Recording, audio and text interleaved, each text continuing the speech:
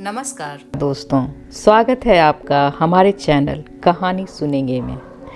मछलियाँ कहानी जिसे उषा प्रेमवदा जी ने लिखी है कि पहले हिस्से में आपने सुना कि विजी जब 3 महीने बाद वॉशिंगटन वापस लौटती है तो सबसे पहली खबर उसे नटराजन और मुकी के 1 सप्ताह बाद होने वाले विवाह के संबंध में मिलती है। इससे विजी अत्यधिक विचलित होती है। नटराजन के मन में यद्यपि विजी के लिए सॉफ्ट कॉर्नर है, लेकिन विजी मुकी को बिल्कुल पसंद नहीं करती। विजी को ऐसा भान है कि मनीष ने मुकी के कारण ही उसे छोड़ दिया। मुकी एक सोफिस्टिकेटेड लड़की है, जबकि विजी सरल है, साधारण है और एक परंपरावादी भारतीय लड़की की पहचान कराती है। कहानी इसी पृष्ठभूमि में आगे बढ़ती है। यह कहानी नटराजन और विजी की आंतरिक उथल पुथल और उसके प्रेम और विवाह के द्वंद्व को लेकर फ्लैशबैक और वर्तमान के घटनाक्रम को साथ साथ लिए चलती है। इसी क्रम में जब मुकी के कारण विजी और मनीष के बीच विवाद अत्यधिक बढ़ जाता है, तब विजी की तबीयत खराब हो जाती है। उस समय मुकी ने ही एम्बुलेंस बुलवाकर यूनिवर्सिटी के हॉस्पिटल में विजी को एडमिट करवाया। और आगे की कहानी सुनने के लिए हमारे साथ जुड़े रहिए। अगली सुबह विजी के लिए गुलाब का एक फूल खरीदकर नटराजन उसे देखने गया। विजी अनिश्चित भाव से थोड़ा मुस्कुराई। नटराजन उसे कृत्रिम रोष से देखने लगा। कुछ देर दोनों चुप रहे। तकिए के सिराहने टिकी विजी हाथों में गुलाब की लंबी डंडी घुमाती रही। फिर पतली सी आवाज में बोली, एक काम कर दोगे? कहो। कहीं एक छोटा सा सस्ता सा अपार्टमेंट ढूंढ दो। मैं उस डायन के साथ नहीं रहूंगी। आगे इस पर कोई बात नहीं हुई। इधर उधर की छोटी छोटी निरर्थक बातों में समय बीत गया। दोनों ही ओर एक तनाव सा था। नटराजन चलने को उठा तो विजी ने पूछा, नटराजन, वो मनीष कैसे हैं? ठीक है, कहते हुए नटराजन ने झुककर बाल थपथपा दिए।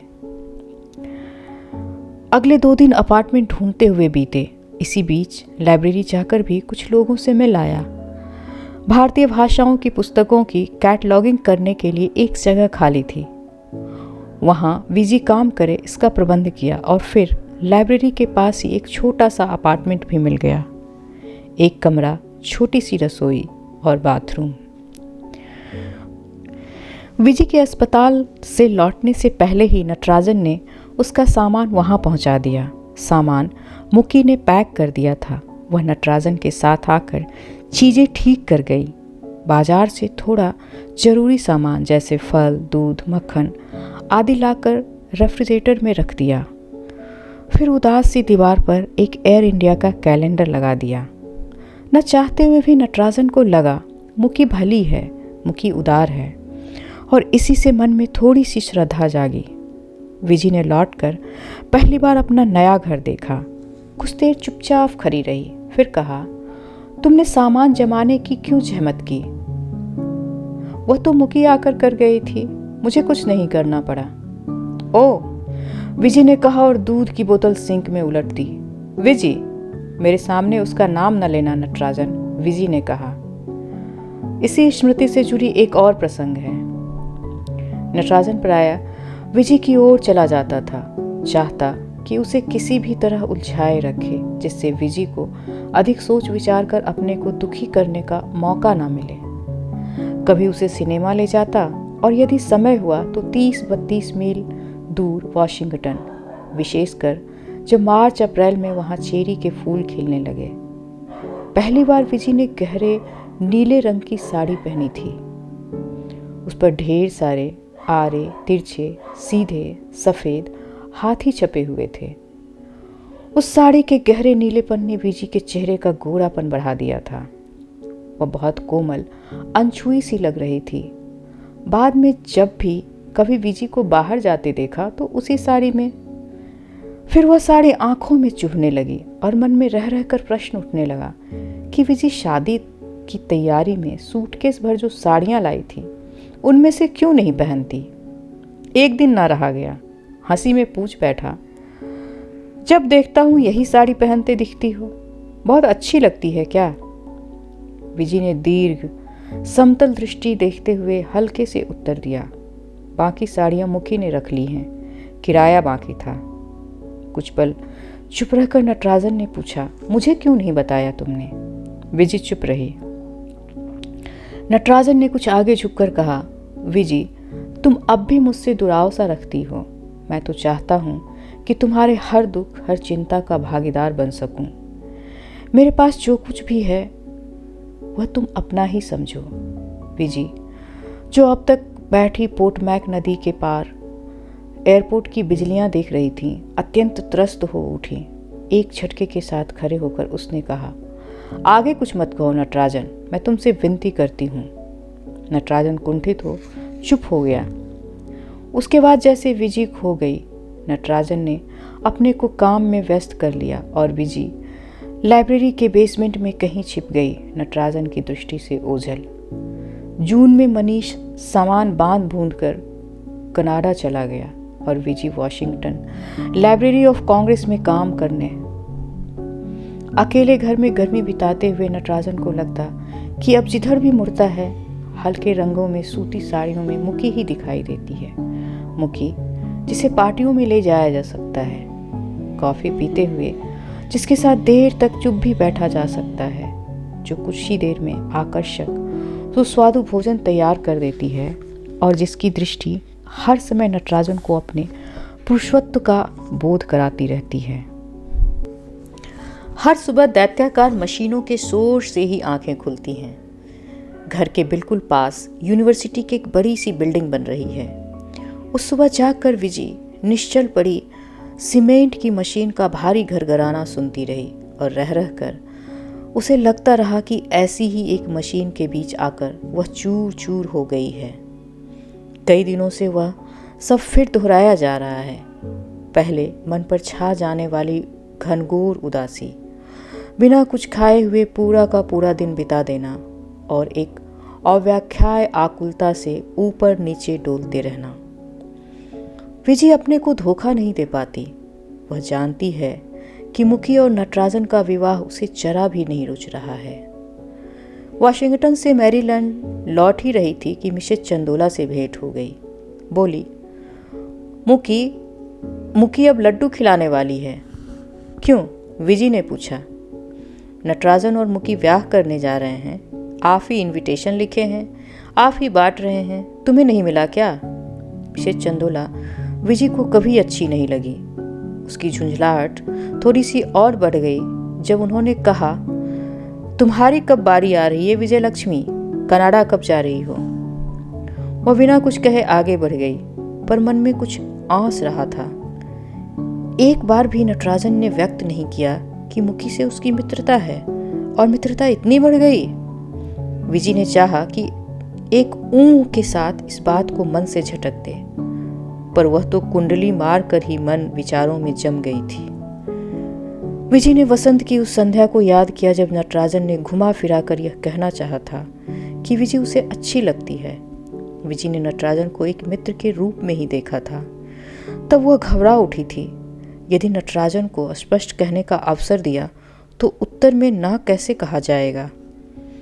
उसके कितने एहसानों से लदी हुई है और नटराजन को पति के रूप में स्वीकार करना तब असंभव लगता था। नटराजन बहुत भला था, सहायता करने को तत्पर था, उदार था, विशाल हृदय। पर विजी को तब भी आशा थी कि शायद मनीष उसके पास लौट आए। 3 महीनों में अलग अकेले वॉशिंगटन में रहकर विजी ने बार बार इस बारे में सोचा था, अपने को अनेक बार समझाया था। अंत में इस निश्चय पर पहुंची थी कि मनीष की जगह नटराजन नहीं ले सकता। यह ठीक है, पर नटराजन के साथ भी नई जिंदगी गढ़ी जा सकती है। इसलिए विजी बहुत कुछ इस मना स्थिति में थी कि यदि नटराजन ने फिर वह प्रसंग छेड़ा तो वह कह देगी कि उसे सब कुछ स्वीकार है। पर यहाँ आकर जाना कि मुखी ने एक बार उसे फिर पराजित कर दिया है। निमंत्रण तक बट गए हैं और विजी अपने को इस झूठे स्वप्नों में बहलाती रही कि नटराजन को वह बहुत बहुत अच्छी लगती है, कि नटराजन उससे फिर कुछ अवश्य पूछेगा। अब मुखी की गर्दन पकड़कर उसे भींचने की इच्छा होती है। मन होता है कि उसके कॉफ़ी में जहर मिलाकर पिला दें, उसके अपार्टमेंट में आग लगा दें और सिल्क की तहों में लेटी मुखी लपटों में घिर जाए और उसकी चीखें धुएं और चटकती लकड़ियों में ही खो जाए।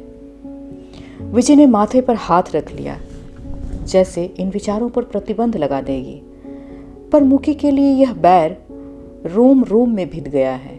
उसे कम से कम अपने से नहीं छिपाया जा सकता।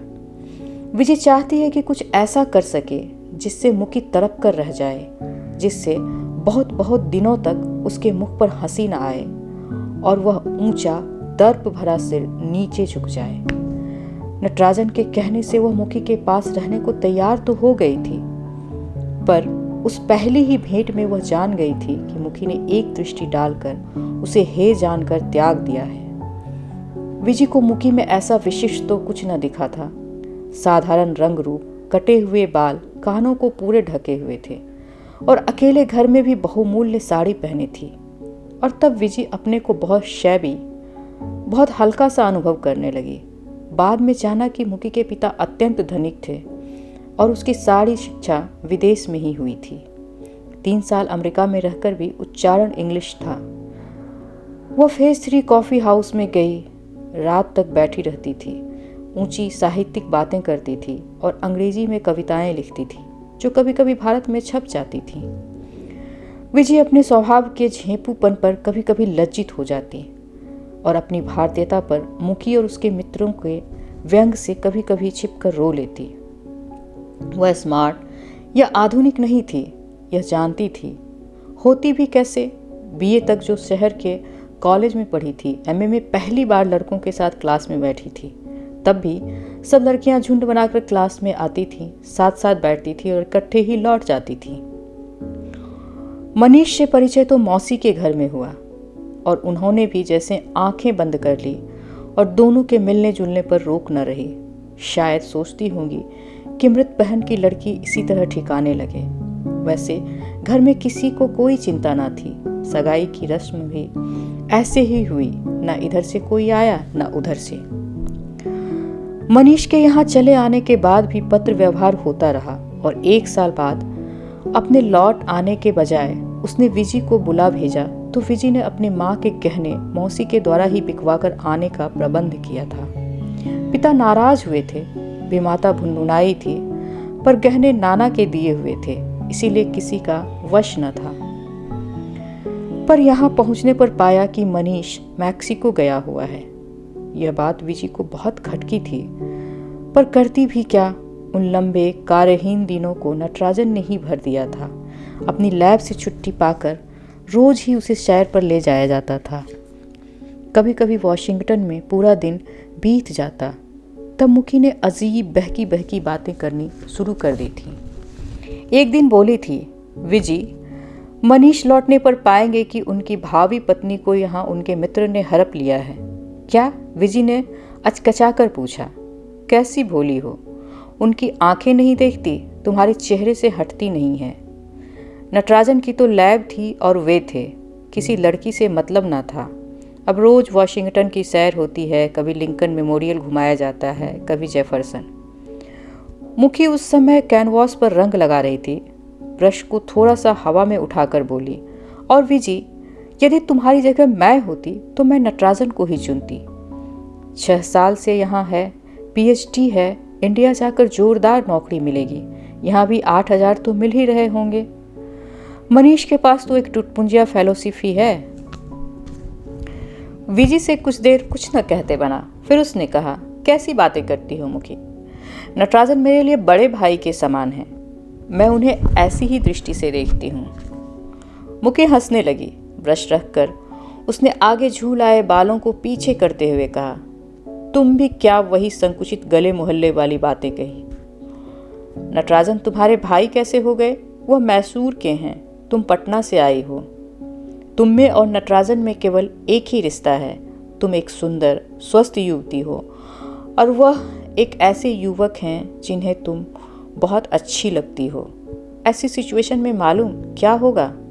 बस मुखी, मुझे कुछ नहीं सुनना। मुझे और मेरी मान्यताओं को तुम अलग छोड़ दो, विजय ने बुरा मानते हुए कहा। और अब यह विवाह होने जा रहा है, उसमें निश्चय ही नटराजन से अधिक उसके वेतन तथा भविष्य की संभावनाओं का ख्याल किया होगा। मुकी ने विजय को यह दृढ़ विश्वास है, पर दुख तो इस बात का है कि नटराजन कैसे मूड हो गया। क्या वो मुकी की असलियत को नहीं जानता? विजय ने उठकर चाय का पानी स्टोव पर रख दिया और हथेली पर 2 एस्प्रिन की टिकिया रखकर उन्हें देखती रही। पटना में सब कुछ वैसा ही होगा।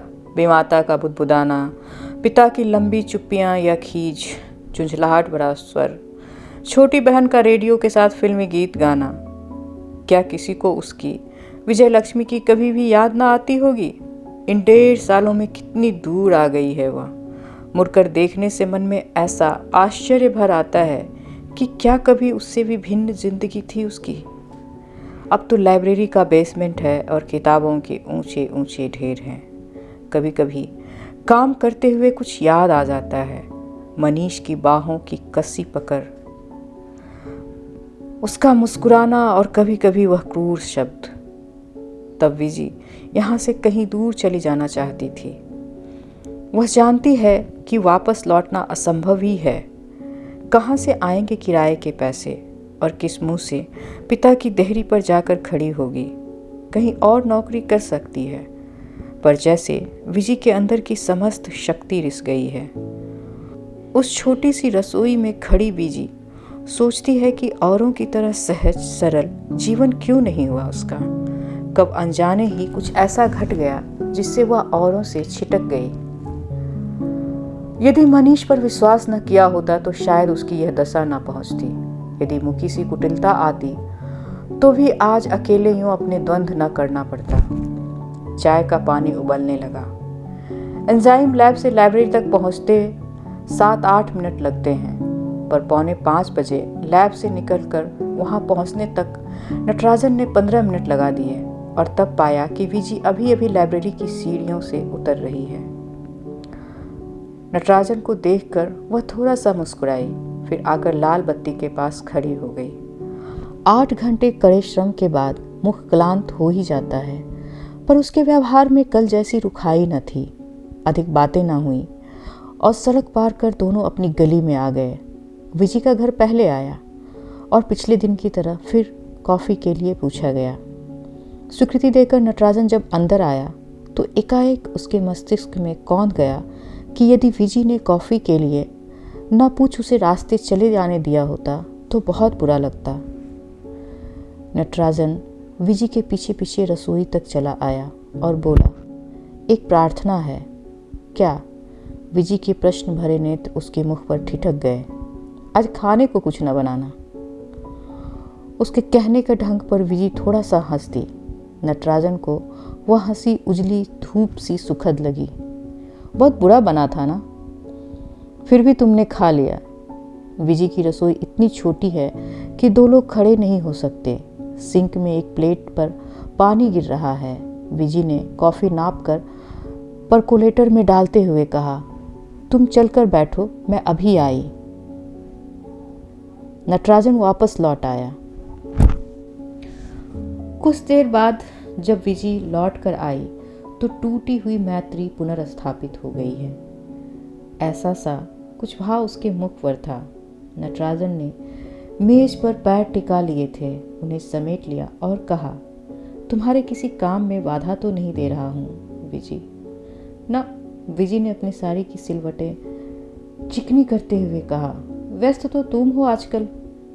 कुछ विशेष नहीं, अगले सप्ताह से छुट्टी पर जाना है तो पहले लैब का थोड़ा सा काम निपटाना है बस। अपार्टमेंट तो पूरा ठीक हो गया है, फर्नीचर आने पर जमाना बाकी है। विजी कल से अधिक रिलैक्स्ड लग रही है।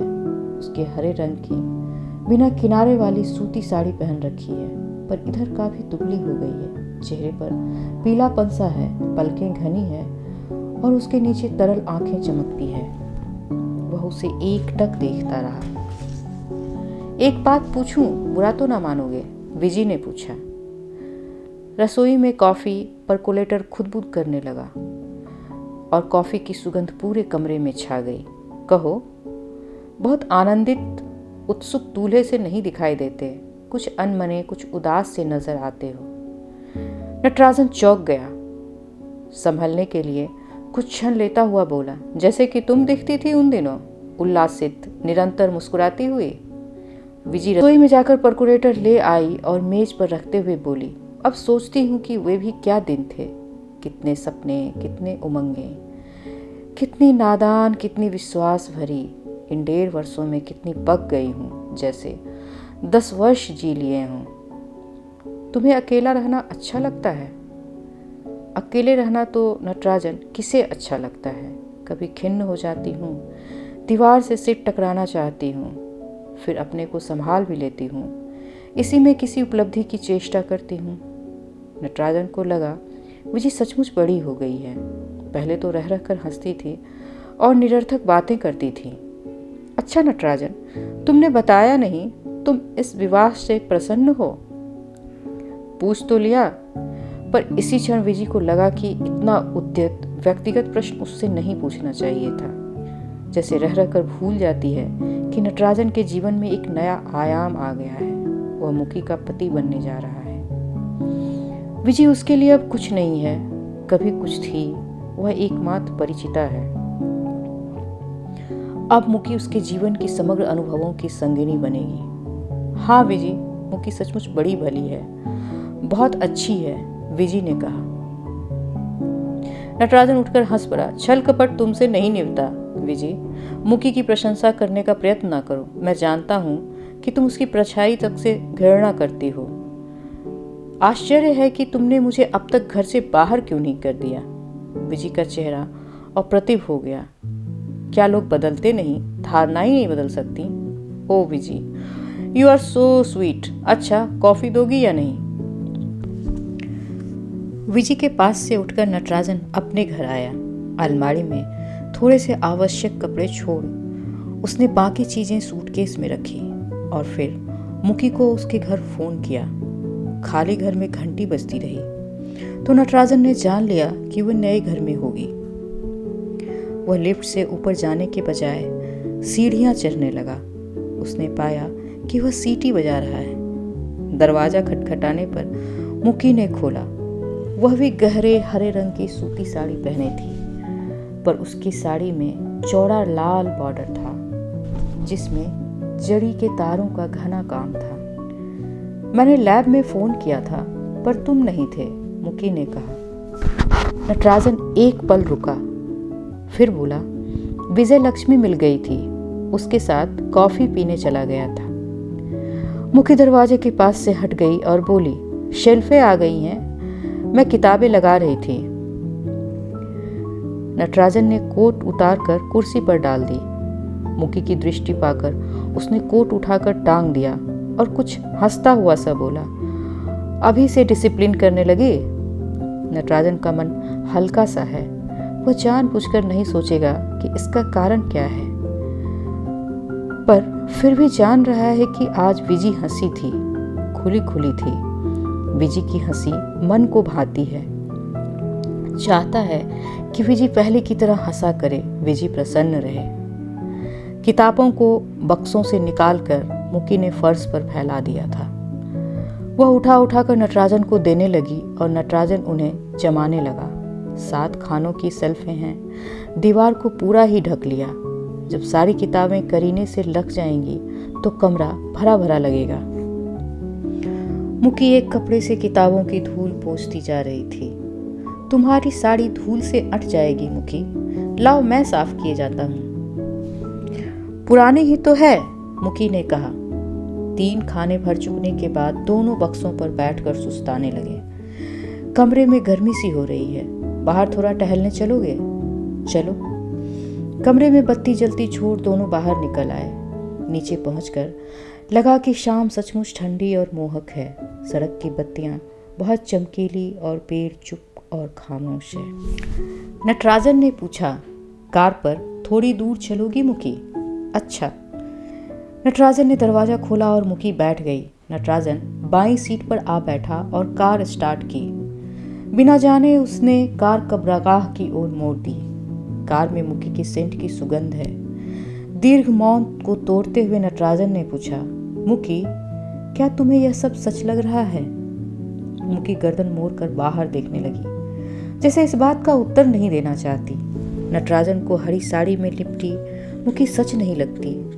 उसने आज तक मुकी को स्पर्श नहीं किया। इस समय हाथ बढ़ाकर खुली बाँह छू लेना चाहता है, जैसे यह जानने के लिए कि क्या उसकी त्वचा उतनी ही उष्ण और चिकनी है जितनी मनीष कहा करता था। कुछ समय पहले तक मन में भरी हुई अनजान सी खुशी तड़क कर टूट गई। नटराजन के मन में अचरज सा भर आया कि वह बगल में बैठी इस नितांत अपरिचित को बैठाकर कहाँ और किस ओर लिए जा रहा है। क्या उसने मन में मुक्की के लिए सचमुच कहीं ममत्व या स्नेह छिपा है? क्या विवाह 34 साल के जीवन का अकेलापन दूर करने के निमित्त ही किया जा रहा है? पास बैठी नयनतारा मुखर्जी के बारे में वह जानता ही क्या है? नटराजन ने आकुल होकर पूछना चाहा, तुम क्या हो मुकी? तुम्हारा स्वरूप क्या है? तुमने मुझसे विवाह क्यों करना स्वीकार किया? क्या 27वें वर्ष में तुम्हें एक पति की कमी महसूस हुई, या मेरे लिए तुम्हारे मन में इस आदर के अतिरिक्त और भी कुछ है? क्या तुम वैसी ही लोभी, स्वार्थी, क्षुद्र हो जैसा विजी तुम्हें चित्रित करती है? क्या तुम उतनी ही सहज प्राप्य हो जैसा अवज्ञा से मनीष कहा करता था? बी केयरफुल, मुखी ने कहा। सकड़ी सड़क पर सामने से एक कार आती दिखाई दी और नटराजन ने अपनी गाड़ी जल्दी से बाईं ओर मोड़ी तो कार सड़क छोड़ कंकरीली भूमि पर उतर आई। सामने वाली कार तेजी से गुजर गई। नटराजन फिर सड़क पर आ गया और कुछ देर बाद याद आया कि मुखी ने बात का कोई उत्तर नहीं दिया है। विजी उस रात न सो सकी, न अगली रात, और नटराजन विजी को अपने लैब में पाकर चौंक गया था। हाथ का बीकर मेज पर रखकर वह लैब से बाहर आया और बोला, खैरियत तो है? कुछ समय होगा तुम्हारे पास? विजी ने पूछा। हाँ, और विजी कुछ कहे इस प्रतीक्षा में खड़ा रहा। फिर बोला, आओ कॉफ़ी लाउंज में चलें, वहाँ इस समय कोई ना होगा। विजी चुपचाप साथ चल दी। कॉफ़ी लोगी? नहीं, कोका कोला। नटराजन ने मशीन में पैसे डाले, 2 बोतलें निकाली और फिर ढक्कन खोलकर विजी के आगे रख दी। मैं ज़्यादा भूमिका नहीं बांधूंगी नटराजन। 2 दिन से लगातार सोच रही हूँ कि इस जिंदगी का क्या करूँ, समझ नहीं पाती। विजी रुककर नटराजन का मुख ताकने लगी। फिर एकदम कह डाला, नटराजन, मुझे $1000 चाहिए। मुझसे अब यह एक दिन भी यहाँ नहीं रहा जाता। मैं वापस जाना चाहती हूँ। कुछ भी हो, वह अपना देश है, वे लोग अपने हैं। दे सकोगे नटराजन? विजय ने उसके चेहरे पर उत्सुक कातर आंखें जमा दी। तुम इतनी जल्दी कैसे जा सकोगी? मैंने पता लगा लिया है, मुझे प्लेन में जगह मिल जाएगी। न्यूयॉर्क से लंदन? नहीं, पहले मैं कनाडा जाना चाहती हूँ। ओह, नटराजन ने कहा, मालूम नहीं कब तुम्हें यह वापस कर सकूंगी, पर मुझे और कोई उपाय नहीं दिखता। पर विजी, तुम पूरी तरह श्योर हो ना? विजी ने सिर हिलाकर जताया, हाँ। विजी का हट नटराजन को मालूम है। नटराजन ने जेब से चेकबुक निकाली और $1500 का चेक काट कर दे दिया। नटराजन, विजी ने कुछ कहना चाहा। अगर कुछ और ज़रूरत हो तो बताना। विजी, मॉन्ट्रियल कब जाओगी? कल शाम। पर तुम एयरपोर्ट मत आना, अकेले ही जाना चाहती हूँ। पर नटराजन उसे एयरपोर्ट ले आया। विजी चुप थी। शायद वह भी वह दिन याद कर रही थी जब मनीष के स्थान पर नटराजन उससे यहाँ मिलने आया था। एक बात कहना चाहती हूँ नटराजन, विजी ने जहाज पर चढ़ने से कुछ क्षण पहले कहा। मेरे प्रति बहुत अनुदार मत हो जाना, थोड़ी सी करुणा। और उसका गला भर आया था। उसे पहुंचाकर लौटते हुए नटराजन को लगता रहा कि उसके जीवन में कभी न भर सकने वाले अनेक अभाव हो गए हैं। साथ ही साथ थोड़ा सा धीरज कि हर समय विजी की उपस्थिति दंश न दे सकेगी। फिर नटराजन को याद आया कि अब तो कुल 3 दिन ही बचे रह गए हैं। शनिवार को कुछ मित्रों ने उसे और मुकी को भोज पर बुलाया है। रविवार को लैब के मित्र मिलकर नटराजन के साथ स्टैग पार्टी दे रहे हैं और सोमवार को 4:30 बजे सिविल सेरेमनी है। फिर उसी रात प्लेन लेकर मेन चले जाएंगे और वहाँ 10-1 दिन बिताएंगे। मुकी के लिए उसकी माँ ने लाल बनारसी साड़ी, शंख की चूड़ियाँ, कुमकुम भेजी हैं, वही पहनेंगे। इस बीच फर्नीचर आ गया है, करीने से रख भी दिया गया है। घर भरा भरा सा लगता है। रसोई अत्यंत आधुनिक है, सफ़ेद और हल्की पीली। मुकी ने 5 के 5 चमकदार स्टेनलेस स्टील के बर्तन सजा दिए हैं। रेफ्रिजरेटर में कुछ बियर की बोतलें रखी हैं। सब कुछ साफ सुथरा, चमकता हुआ, नया। नटराजन को मन में थोड़ा सा विस्मय है।